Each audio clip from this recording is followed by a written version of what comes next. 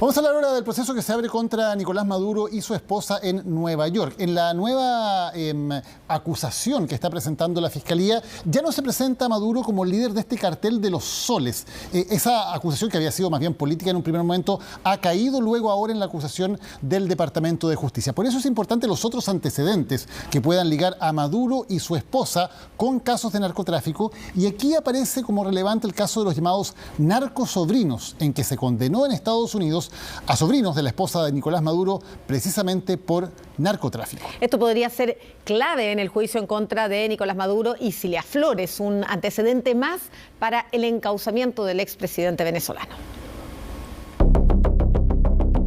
Los ve a ellos, mírelos bien, porque son los protagonistas de un caso que podría ser clave en la acusación contra Nicolás Maduro y su esposa Cilia Flores.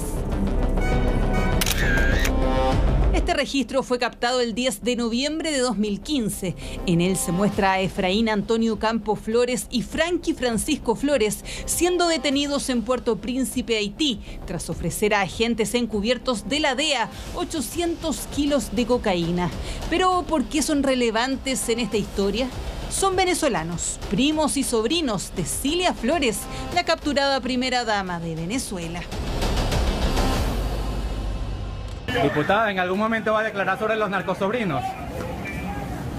Gracias. Cuando el caso explotó, la esposa de Nicolás Maduro era diputada y durante semanas se mantuvo en silencio. Quien sí había reaccionado meses antes era Diosdado Cabello, quien en ese entonces se desempeñaba como presidente de la Asamblea Nacional. Y secuestraron a 2 personas.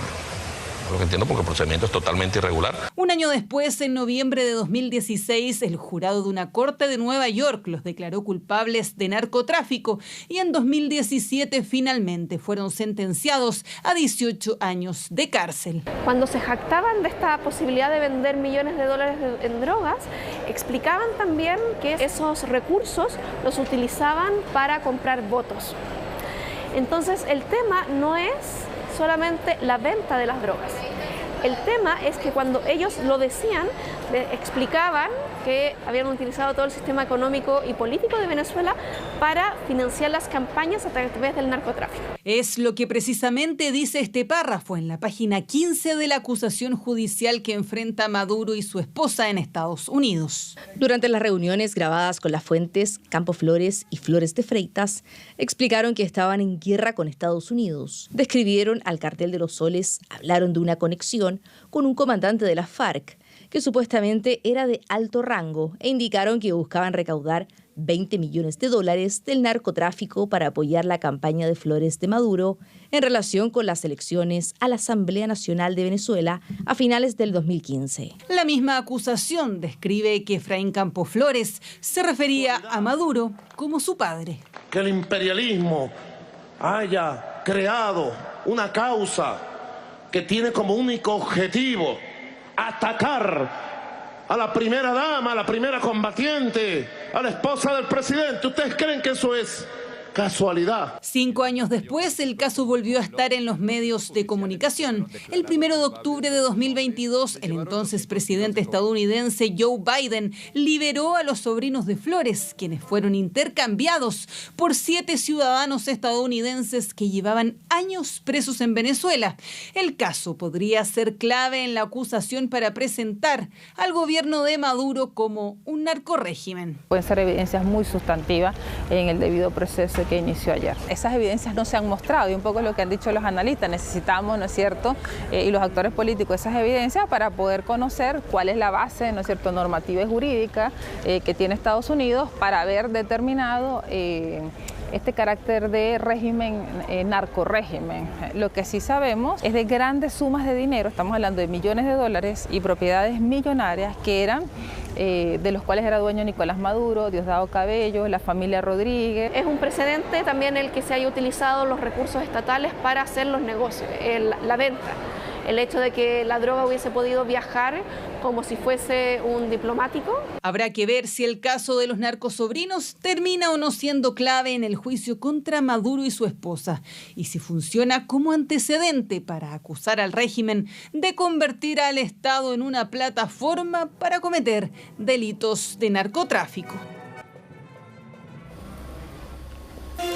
Estamos ya junto a Soledad Agüero para seguir revisando lo sucedido durante el día en relación a Venezuela y Estados Unidos. ¿Cómo estás? ¿Cómo están, Maca, Daniel? Claro, porque hay declaraciones que hicieron hace algunos momentos tanto Cilia Flores como Diosdado Cabello, el ministro del Interior de Venezuela, que estuvo participando en una marcha que hubo en Caracas, donde se movilizó también a parte de las Fuerzas Armadas y que es una movilización que tiene ahí por objetivo mostrar el respaldo tanto a Nicolás Maduro como a Cilia Flores, a exigir que regresen a Estados Unidos, y con Diosdado Cabello, que estuvo, como les decía, participando de ese acto, pidió el regreso de Nicolás Maduro y Cilia Flores. Se sumó además a lo que ya había manifestado ayer Nicolás Maduro en la primera audiencia del proceso judicial, que todavía se viene por delante, cuando él se definió como un prisionero de guerra, y Delcy Rodríguez, que hizo referencia a las amenazas de Donald Trump,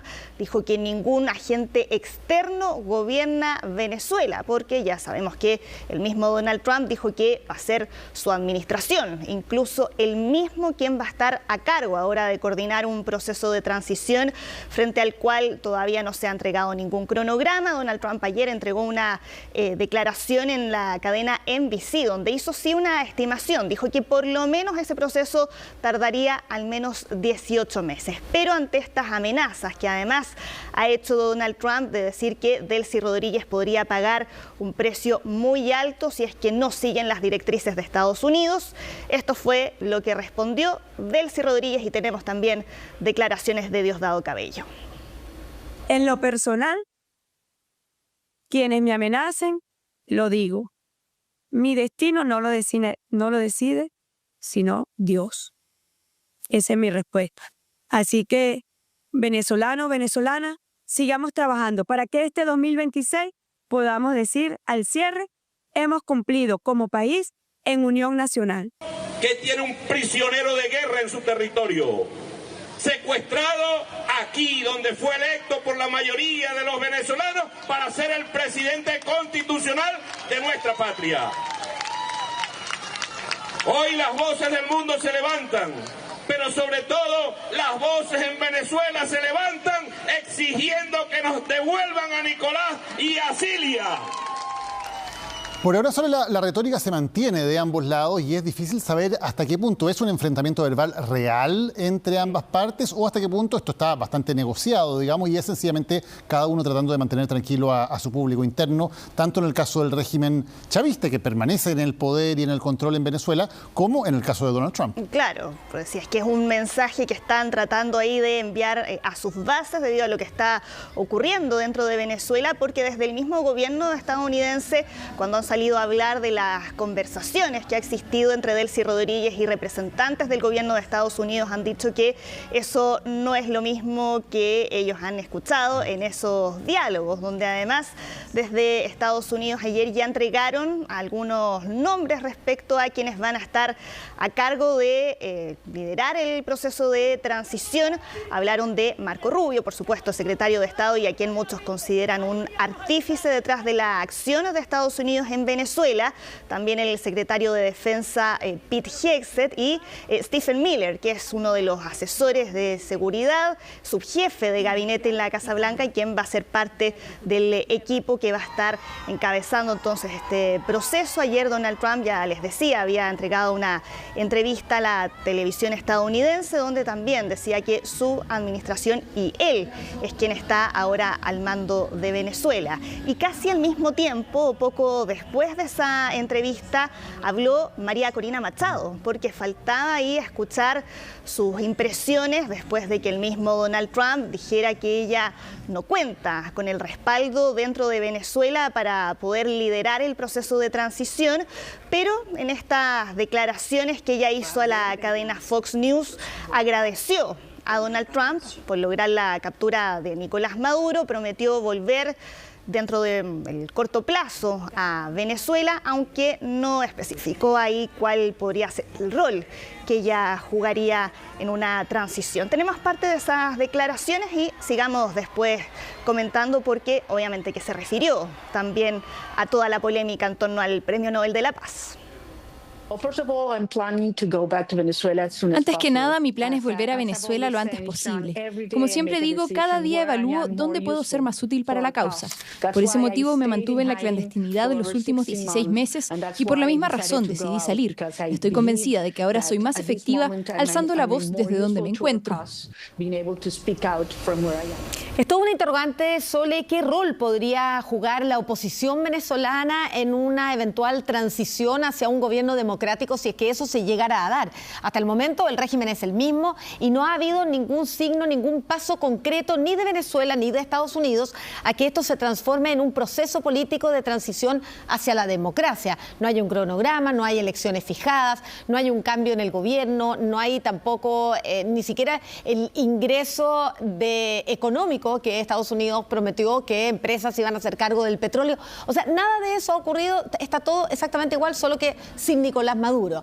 Por lo tanto, la gran duda es qué va a pasar con María Corina Machado, con Edmundo González, que es el presidente legalmente electo, pero no reconocido por Maduro, porque a pesar de que mediáticamente ella ha crecido mucho con el Premio Nobel de la Paz, políticamente se ha ido debilitando.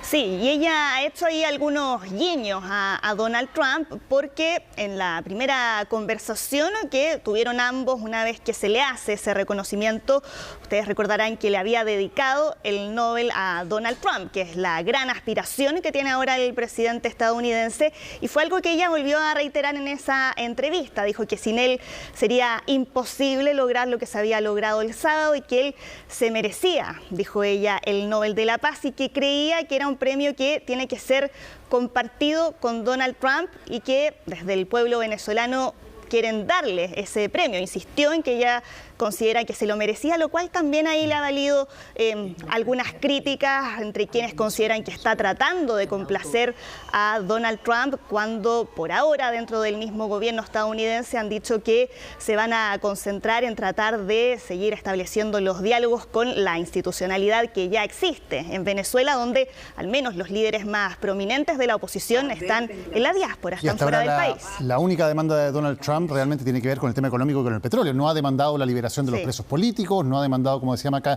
ningún esquema de transición hacia la democracia y por lo tanto hoy no hay una transición en marcha ni una liberalización del régimen, solamente una demanda, una exigencia de Estados Unidos de hacerse cargo del petróleo. Pero hubo mucho más también hoy día, Sole, que haya causado incluso reacciones en Chile, ya lo vamos a ver, porque Donald Trump y distintas autoridades del gobierno estadounidense reiteraron también que quieren tomar posesión de Groenlandia, un territorio que pertenece a Dinamarca, además de las reiteradas amenazas contra países como Colombia y México. Y esto está generando reacciones también en nuestro país. Claro, hubo reacciones en nuestro país, también en Europa, porque incluso ha trascendido ahí en algunos medios de comunicación que Donald Trump habría indicado que no descarta el uso de la fuerza para quedarse con Groenlandia. Y tenemos ahí un tuit del presidente Gabriel Boric, ahí está, y que hace mención a una publicación muy polémica del Departamento de Estado en Twitter que dice: este es nuestro hemisferio y el presidente Donald Trump no va a permitir que nuestra seguridad se vea amenazada. Y tomando en cuenta y ese mensaje es que el presidente Gabriel Boric escribió: los líderes que le rinden pleitesía y se muestran serviles al presidente de Estados Unidos, Trump, tratando de ganarse su favor, solo se humillan. Trump y su administración no solo vulnera permanentemente el derecho internacional, sino la misma dignidad humana, que es una postura que ayer otros países que intervinieron en la sesión ampliada del Consejo de Seguridad de Naciones Unidas también trataron ahí de dejar de manifiesto entre quienes consideran que estos ataques son contrarios al derecho internacional. No nombra nadie el presidente Boric, pero claramente es un mensaje dirigido a algunos de sus colegas latinoamericanos. Además, uno podría pensar también en política interna también. No hay personas a las que nombre, pero es bastante claro el mensaje en cuanto a criticar a quienes están apoyando lo que está realizando Donald Trump en el hemisferio occidental. Claro que hay una discusión donde también son distintas las posturas que han ido adoptando los líderes latinoamericanos acá en la región. Bien, Sole, nos quedamos muy atentos, nos vamos a seguir comunicando para que nos cuentes cómo evoluciona la situación en Venezuela y nos vamos a trasladar